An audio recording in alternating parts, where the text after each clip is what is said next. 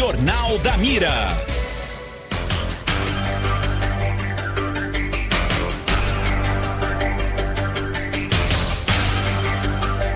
Boa tarde no Maranhão, 12:05. Boa tarde, Cabalau. Boa tarde, Gleidson. Boa tarde você que está nessa tarde aqui no Jornal da Mira conosco. Seja bem-vindo. Você pode acompanhar a gente através do aplicativo da Mirante FM, que é o ícone laranja. Baixe para o seu celular ou tablet, é de graça, e acompanhe a gente além de áudio, também em vídeo pela internet. Você sabe, pode participar também pelo WhatsApp, código diário 98, número 99161-9696. Vamos aos destaques desta quinta-feira, dia 22 de fevereiro. Depoimento de Bolsonaro à Polícia Federal está marcado para esta tarde. Após definição de juiz, TRE do Paraná pode marcar a data de julgamento de Sérgio Moro. Juiz decreta a prisão preventiva do empresário Alessandro Martins. Polícia Federal cumpre mandados contra grupo criminoso que emitia diplomas falsos no Maranhão, Piauí e Tocantins. O jogador Daniel Alves é condenado a 4 anos e 6 meses de prisão. Flávio Dino toma posse hoje no STF. Fortes chuvas causam erosão e alagamentos em rodovias no Médio Mearim. Mega Sena hoje pode pagar prêmio de 97 milhões de reais. Em esporte também, Sampaio e Pinheiro jogam hoje à noite pelo estadual. Essas e outras notícias a partir de agora aqui no Jornal da Mira.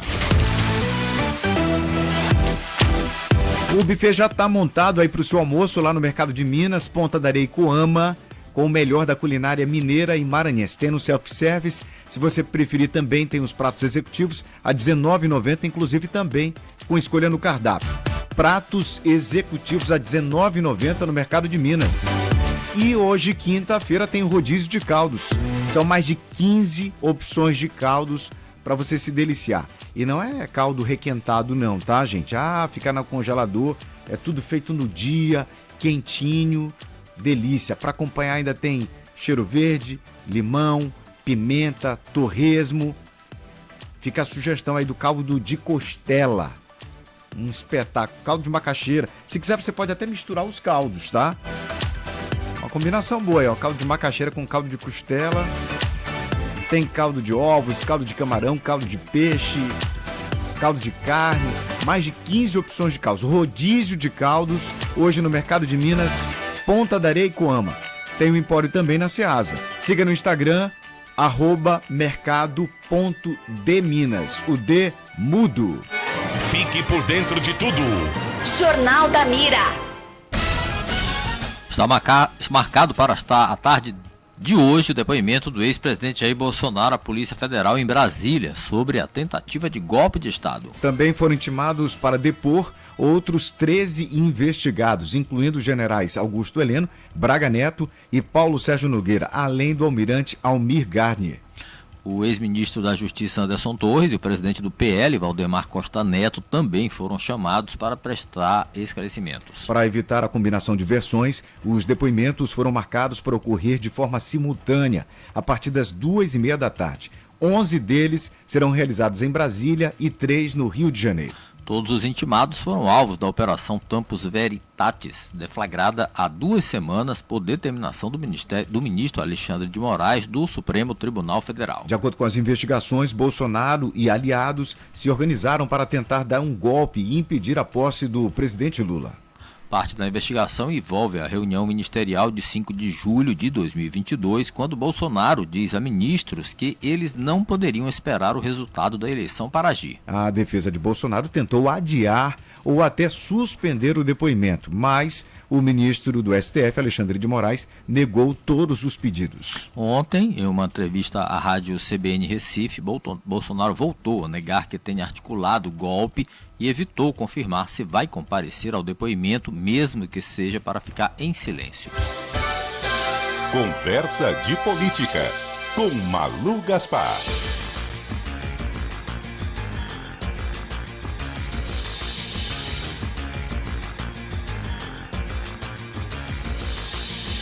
Vamos lá. Malu, pelo que você apurou, o ex-presidente Bolsonaro comparece aí ao depoimento na Polícia Federal? Pois é, depois de toda essa discussão jurídica, né, se o ex-presidente poderia comparecer ou não, sim, ele vai comparecer. Eu estava conversando agora com as pessoas da equipe dele, ele vai comparecer, mas isso não quer dizer que ele vai responder às perguntas da Polícia Federal, né? Ele vai chegar lá na Polícia Federal em Brasília às 2h30, conforme está combinado, e deve imediatamente apresentar uma petição reivindicando o direito ao silêncio e alegando não ter tido acesso às provas do inquérito em que ele é acusado de tramar aí um golpe de Estado no Brasil depois das eleições, né? A gente viu, inclusive, não só depois das eleições, mas antes também, a gente viu aí todo o resultado da Operação Tempus Veritatis da Polícia Federal, que foi deflagrada ali logo depois do Carnaval, e a gente sabe que existem uma série de perguntas que ele precisa responder, por causa dessa operação que ele está sendo convocado a depor, mas ele não vai falar. Os advogados dele dizem o seguinte, que embora eles tenham tido acesso ao inquérito e ao material que está já disponível hoje para o público, a parte que diz respeito aos diálogos que estão descritos no inquérito e na petição e tal, eles não tiveram acesso. Então, por exemplo, o que eles estão dizendo? Você tem lá um áudio do Mauro Cid falando alguma coisa com o comandante do Exército ou falando sobre o Bolsonaro.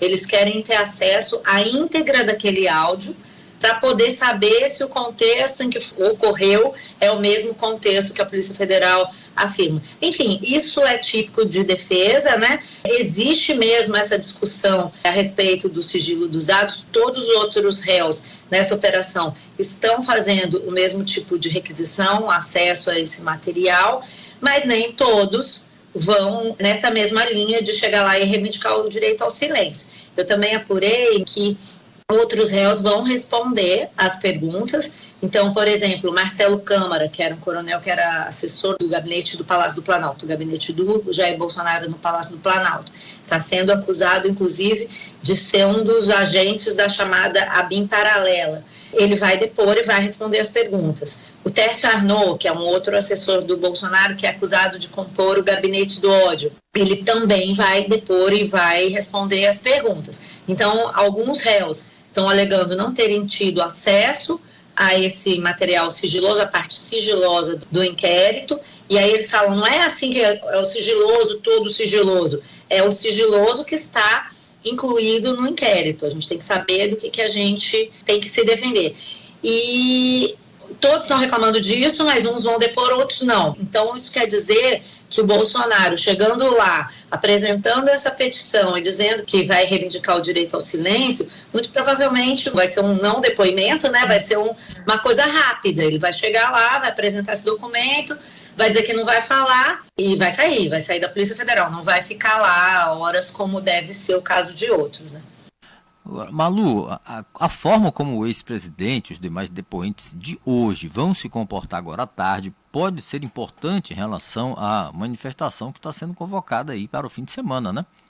Certamente. Tem ainda essa outra preocupação, né? Porque o depoimento ocorre nesta quinta-feira e para domingo está planejado um ato na Avenida Paulista que é, na verdade, todo sobre esse inquérito e essa investigação, né? O Bolsonaro convocando os seus apoiadores para um grande ato pela democracia, ou que seja, mas, na verdade, contra a ação do STF contra ele. O que ele quer é demonstrar apoio político, dizer que ele é ainda um líder muito popular e que é uma coisa tipo assim, não mexam comigo. E aí, né, já que o nosso quadro é conversa de bastidores, o que eu ouço muito nos bastidores, não só do STF, da Polícia Federal ou do governo, é uma coisa tipo assim, Bolsonaro está querendo ser preso no domingo. É claro que isso é um xiste, mas todo mundo conta com o fato de que o Bolsonaro, com seus destemperos verbais, ele fala muito mais do que recomendam que ele fale e tal, ele pode muito bem ter um deslize e depois ainda por cima sofrer uma ação. Ninguém vai prender o Bolsonaro em flagrante na Paulista, acho muito difícil, mas só complica a situação dele. E é por isso que a defesa está dizendo para ele não atacar o STF, para ele não fazer nenhum ataque ao Alexandre de Moraes, nada de Xandão na Paulista no domingo, calma aí, não sei o quê. Mas a gente sabe, né? Chega lá, os apoiadores embaixo do carro de som, ele inflamado, Não sei como é que vai ser hoje o dia, né? A gente tem que ver que são 14 investigados que vão depor ao mesmo tempo, né? Essa estratégia da PF de botar todo mundo para depor ao mesmo tempo, que é para evitar que combine a inversão. E aí, assim, dependendo do desenrolar do dia, do que acontecer ao longo do dia de amanhã, no final de semana, o Bolsonaro pode acabar escorregando aí na casca de banana que ele mesmo colocou para ele. Então, existe uma grande preocupação na defesa, e se dependesse da defesa do Bolsonaro, ele usaria o direito ao voto de silêncio na Paulista também. Como isso não é possível, eles vão ficar, os advogados até vão ao ato, que é uma coisa meio atípica, para tentar garantir que ele não descumpra nenhuma norma aí das que estão determinadas pelo Alexandre de Moraes, para evitar maiores problemas. Mas a gente sabe como é isso, né? Que às vezes dá a impressão que o político quer mesmo mais confusão. A gente sabe que o Bolsonaro gosta de causar, né? Então, eu acho que tem aí uma tensão que a gente só vai saber se for justificado ou não no domingo com o ato, né? Valeu, meninos. Boa quinta para todo mundo.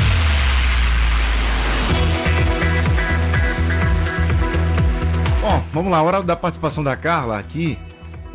Carla, circularam ontem muitos vídeos da prisão do empresário Alessandro Martins aqui na ilha, inclusive, como em vídeos anteriores falou demais.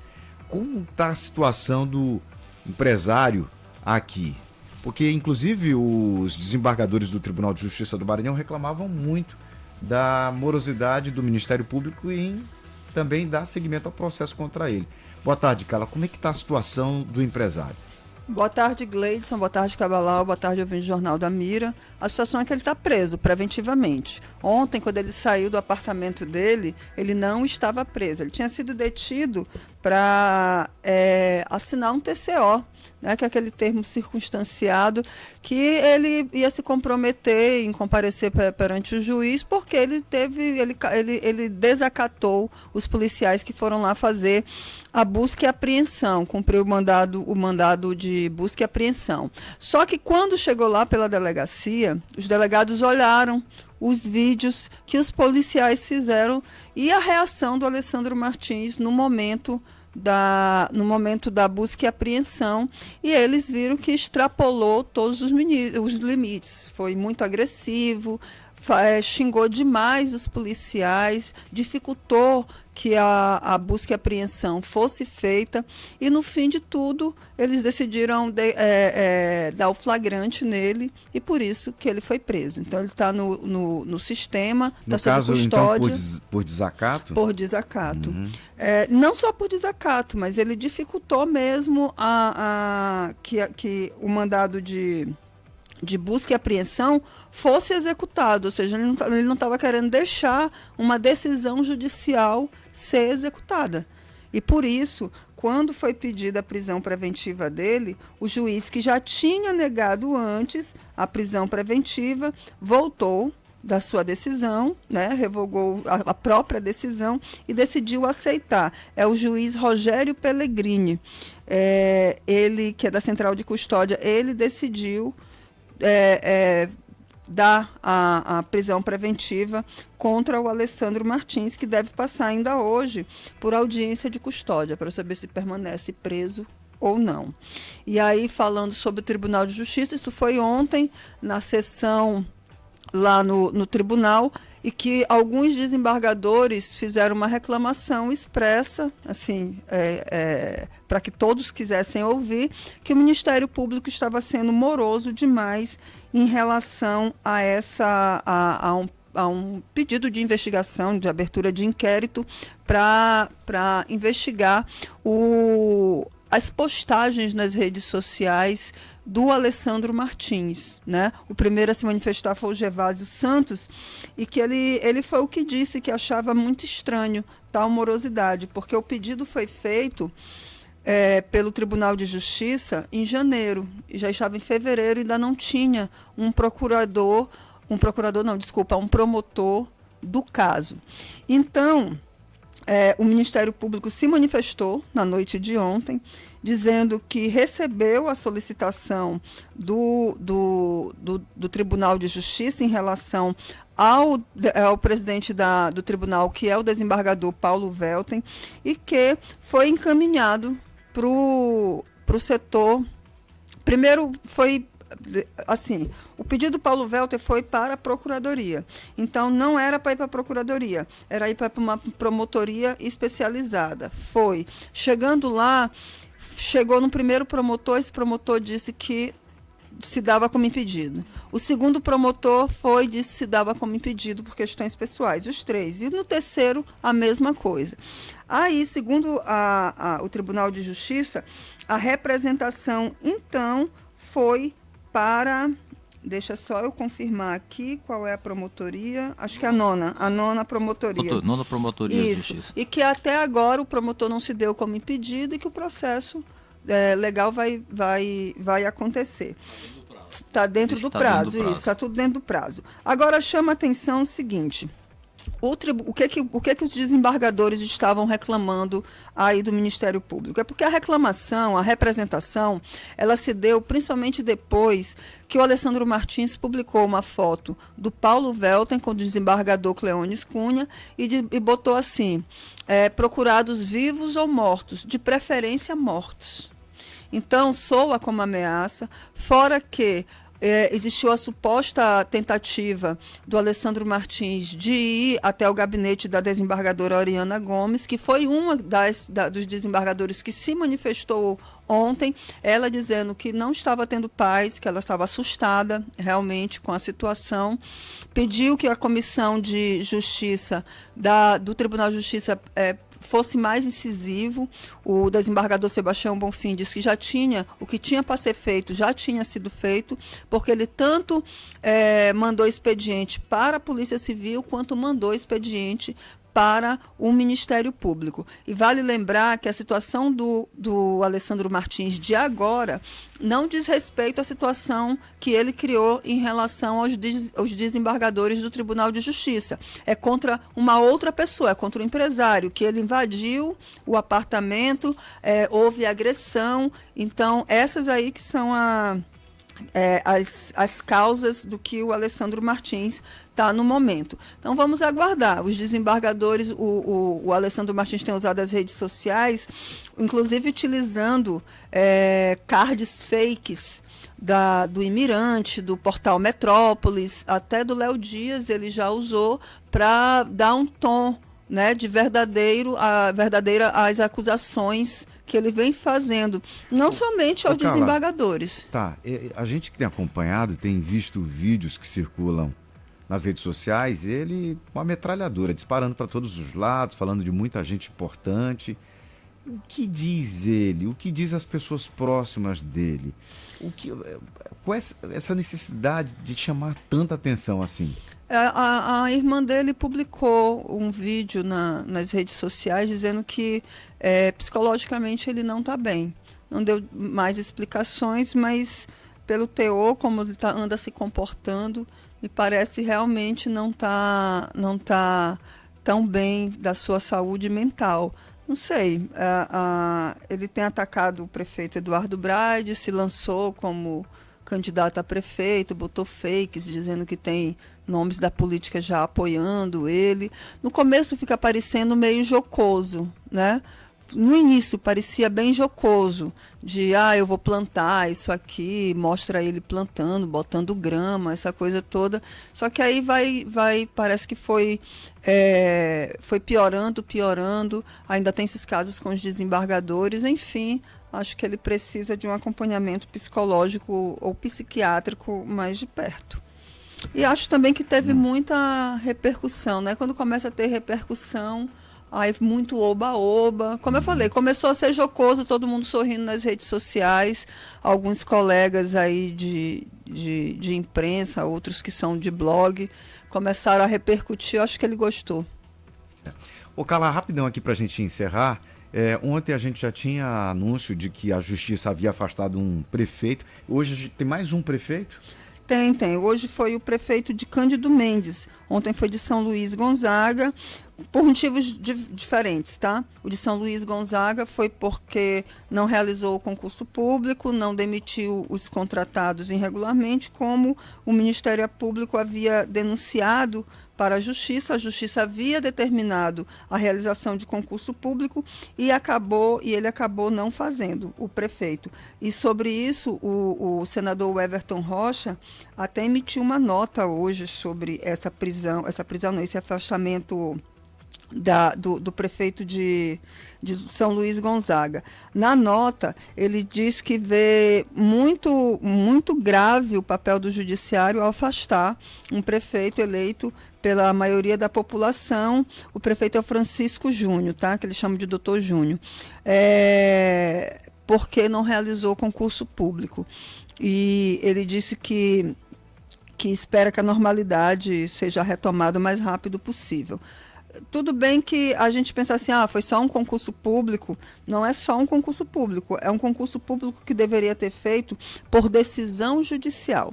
O que a gente sempre diz? Decisão judicial a gente pode recorrer. Recorrer, mas cumpre-se, né? Pode contestar dentro dos trâmites legais, mas você não pode descumprir. Mas vamos lá. Dessa vez foi o prefeito Facinho, lá de Cândido Mendes. Cândido Mendes, aquele município que o vereador, o Sababá, jogou o dinheiro pela janela da Câmara Municipal, dizendo ser um dinheiro dado de propina pelo Facinho, né? O Facinho é do PL.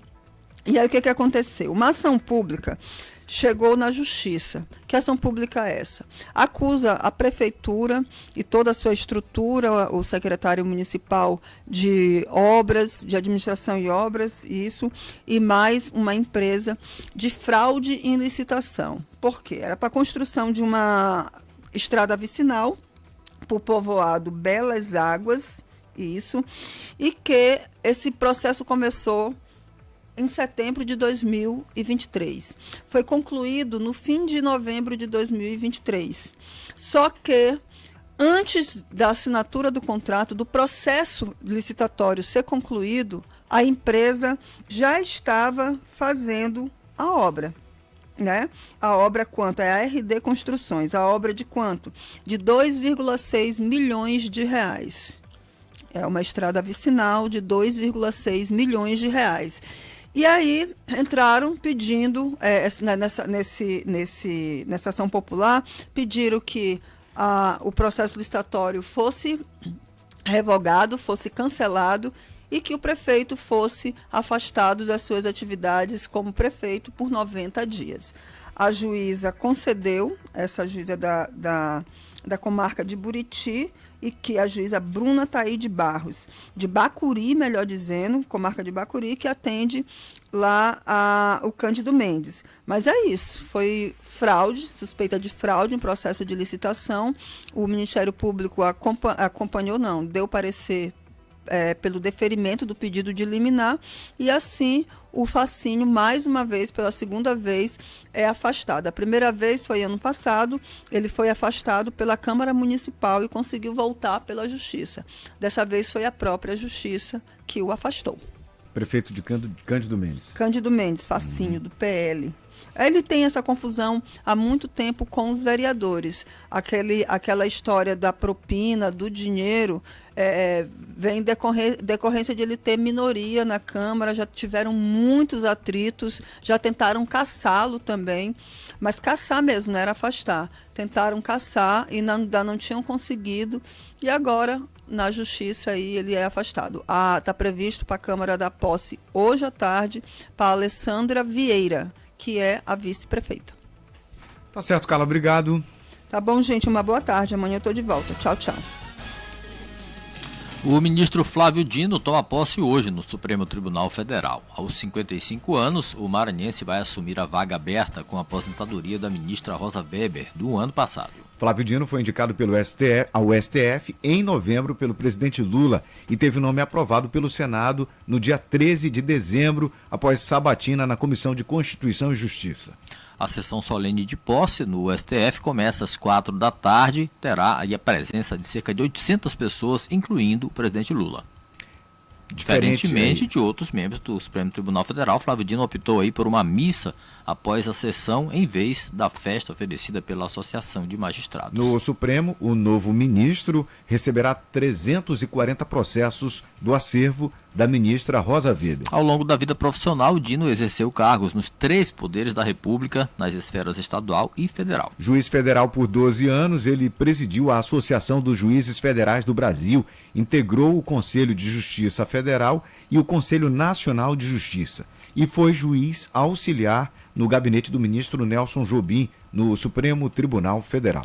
Flávio Dino deixou a magistratura em 2006, seguindo para a política, onde foi deputado federal, governador e senador, cargo do qual se licenciou após a posse para assumir o Ministério da Justiça.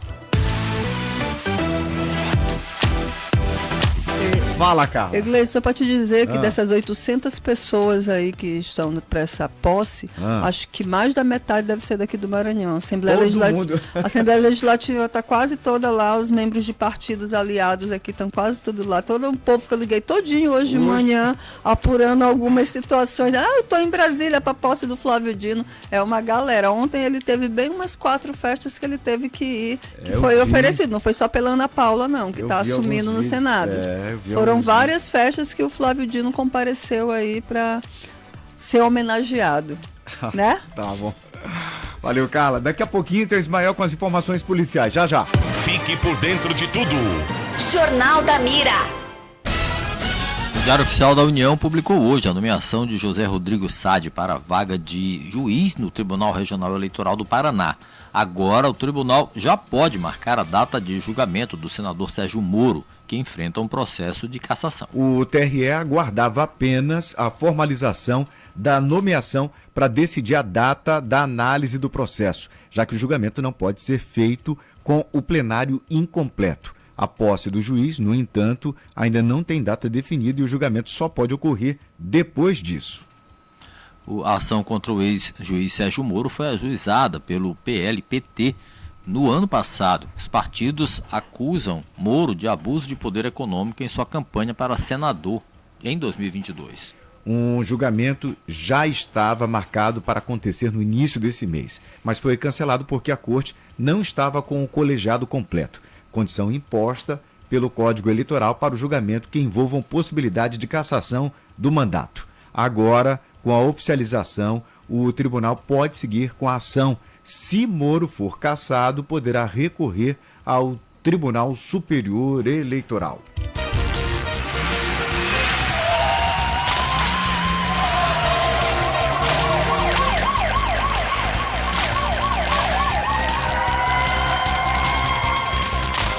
Plantão policial.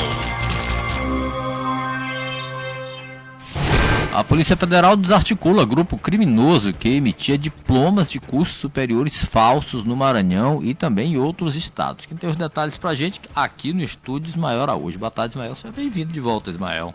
Boa tarde, Cabalau. Boa tarde, Gleidson Botelho e ouvintes da Mirante FM. Pois é, a Polícia Federal realizou ontem aí mais uma operação aqui no Maranhão que resultou na prisão de uma pessoa em flagrante pelo crime aí de posse ilegal de arma de fogo, como ainda viu Cabalau e Gleidson Botelho. Houve aí cumprimento de mandados de busca e apreensão nas cidades de Buriticupu, Santa Inês, Imperatriz e também na capital piauiense, em Teresina, e na cidade de Porto Nacional, que é no estado de Tocantins. Essa ação policial, Cabalau e Gleidson, tinha a finalidade de combater um grupo aí envolvido de ofertar de forma irregular cursos de nível superior, como também diplomas falsos. A polícia ainda informou que havia instalado, um esquema ilegal aqui no Maranhão, como também em estados, em mediações em estados próximos, voltada aí a ofertar cursos de graduações por faculdade sem credenciamento nenhum e também sem autorização do MEC, e emitir aí esses documentos falsos. Essas pessoas, Cabalau, que fazem parte aí desse grupo criminoso, eles podem responder pelos seguintes crimes, associação criminosa, estelionato, falsificação de documento público, né, falsidade ideológica, uso de documento falso, lavagem de dinheiro. E somando esses crimes tudinho, a pena chega a mais de 45 anos de prisão. E os cursos que eles ofertavam, Cabalau e Gleides Botelho, era o curso de serviço social, administração, pedagogia e letras. E uma outra informação que eu queria dizer aqui aos ouvintes da Mirante FM é a questão da violência na Baixada Maranhense, viu, Cabalau e Gleides Botelho? Se você observar, só nessas últimas 24 horas, nós tivemos uma morte lá na cidade de Penalva, aqui no interior do Maranhão, lá no bairro Pissarreira.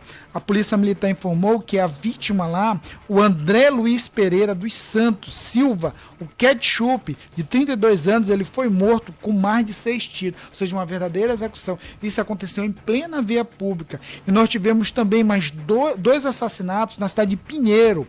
Um dos casos aconteceu na Vila Tony, e a vítima foi identificada como David Cauã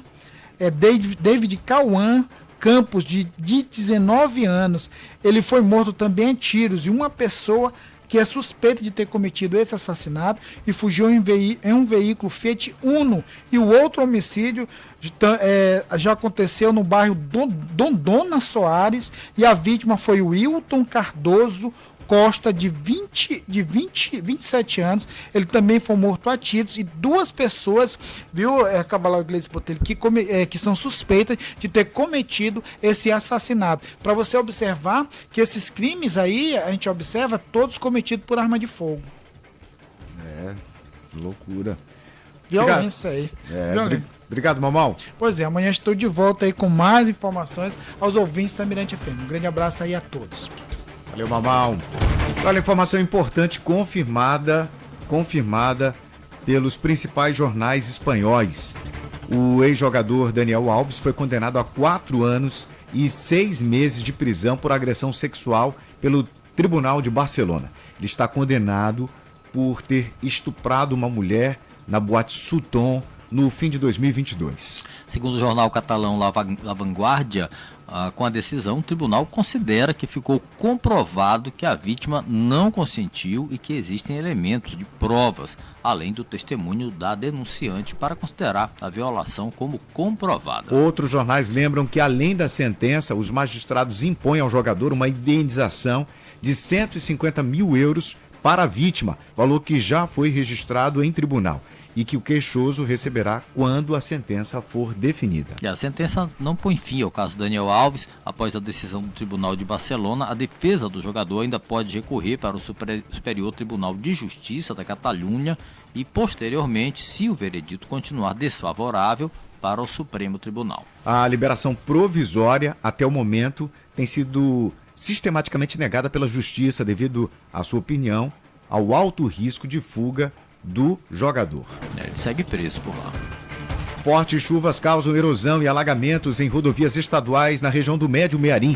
As informações com Antônio Filho. Grande volume de chuvas registradas nos últimos dias aqui no interior do estado tem causado erosões, alagamentos e buracos nas rodovias estaduais que cortam a região do Médio Mearim. Um trecho da MA 322 entre os municípios de Altamira e Brejo de Areia está parcialmente interditado por causa de uma erosão que já invadiu um lado da pista. Condutores de veículos que utilizam a rodovia precisam redobrar os cuidados devido ao grande número de curvas e agora pequeno trecho de um lado interditado. De Vitorino Freire a Paulo Ramos, na MA 119, é possível observar alguns pontos de alagamentos. Buracos na pista também preocupam os motoristas. Outra MA que também requer cuidados é a 326, que liga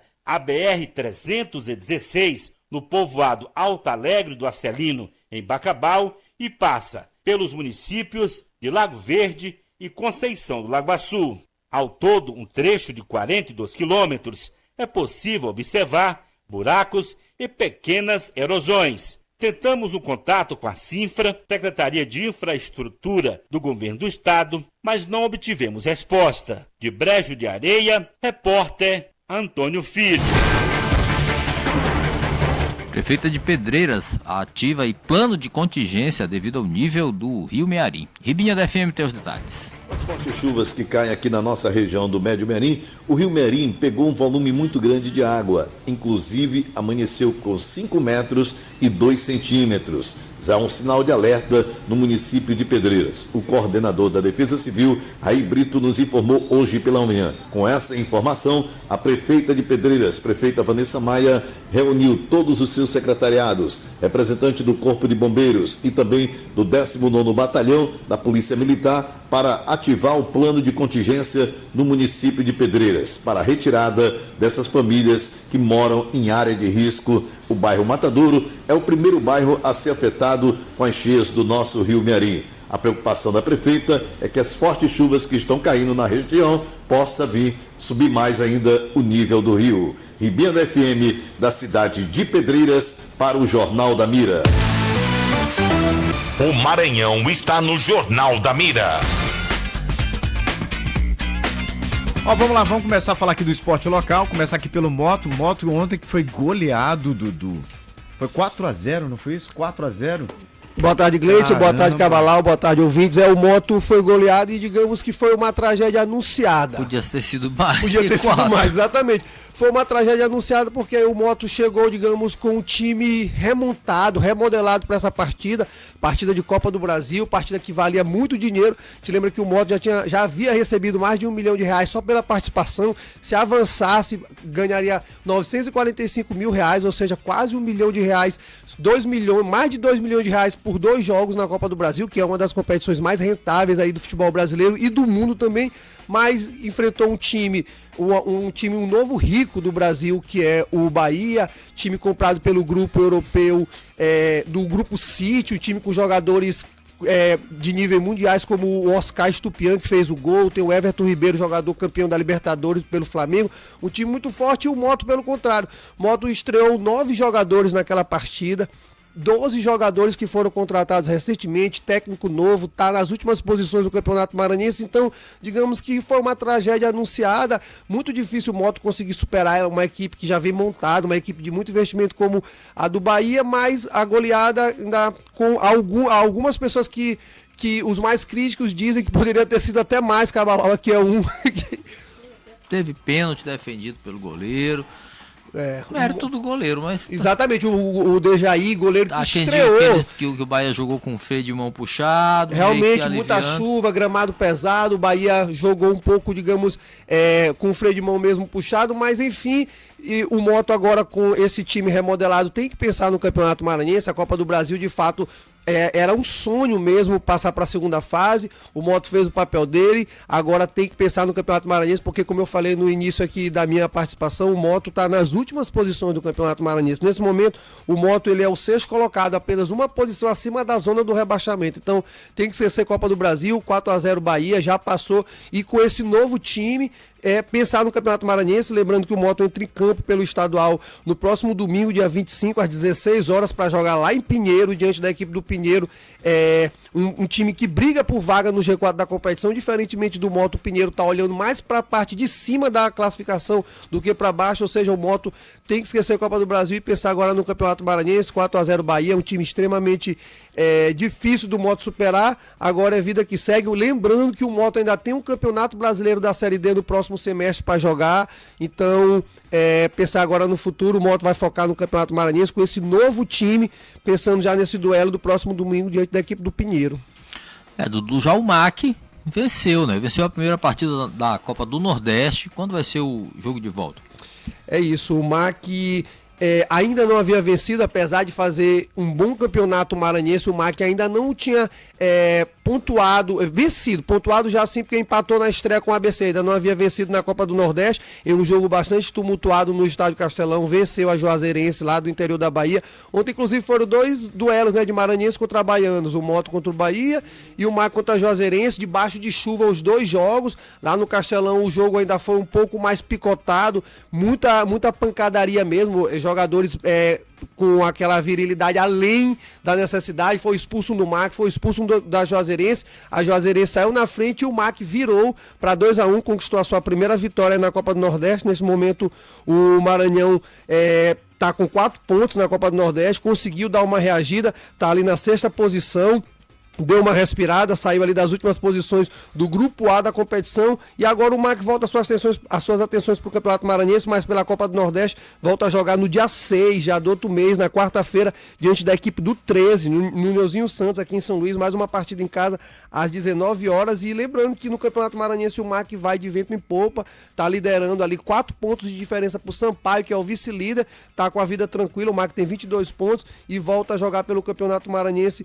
diante da equipe do Tuntum no dia 24 agora, no próximo sábado, ou seja, o MAC tá com uma maratona de jogos, jogo Copa do Nordeste, jogo Campeonato Maranhense, e na outra semana já tem Copa do Brasil também pro MAC, tá com uma agenda bastante cheia. No próximo sábado agora enfrenta o Tuntum, às 17 horas no estádio Rafael Seabra, lá em Tuntum, e o técnico Zé Augusto deve mandar uma equipe reserva, justamente por isso que eu falei, essa quantidade de jogos que o MAC tá tendo no seu calendário vai poupar jogador, então o MAC agora foca no Campeonato Maranhense para depois voltar para a Copa do Brasil, e Copa do Nordeste fica só para outra semana.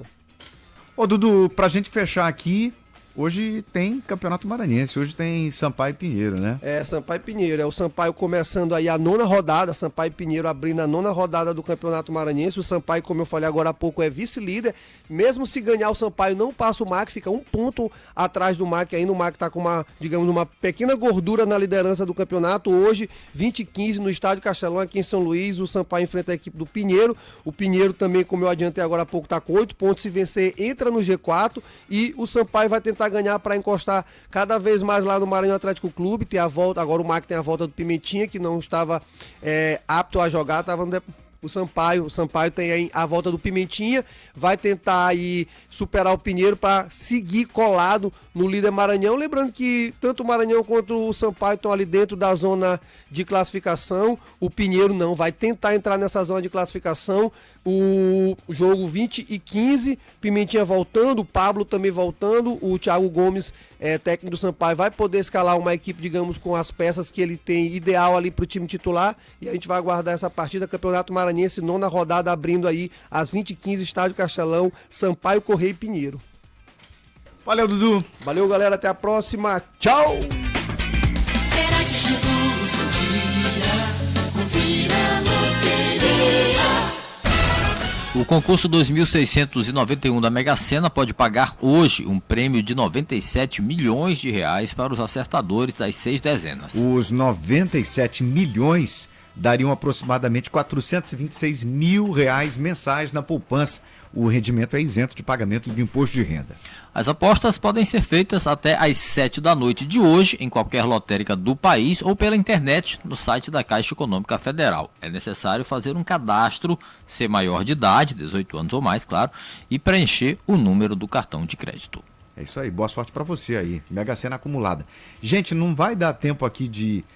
Ficou um monte de mensagens aqui acumuladas. Tem reclamação de piscinas que estão abandonadas e a pergunta se estão fazendo campanha aí contra a dengue. A pergunta aqui do Jorge Nunes. Campanha Jorge, a favor da dengue aí, né? Só pode. Piscina. A prefeitura e o governo do estado deviam entrar, né, nesse circuito, claro, fazer campanha de conscientização, botar agentes de saúde nas ruas, fazer essa parte. Bom, tem denúncia aqui, gente, também sobre a ponte, sobre o Garapé Afogados, que dá acesso ao município de Cajari, na Baixada. O Alberto falando de muita lama na cabeceira aí da ponte, problema para tentar atravessar. Mas o nosso tempo está escasso e a gente vai deixar para comentar esses assuntos amanhã, tá bom, gente? Valeu, companhia, já, João Marcos na área. Tchau, até amanhã. Valeu, pessoal, ótima quinta-feira, amanhã, sexta-feira até que enfim, né? Ufa, valeu, a gente se vê amanhã, fica com Deus, tchau.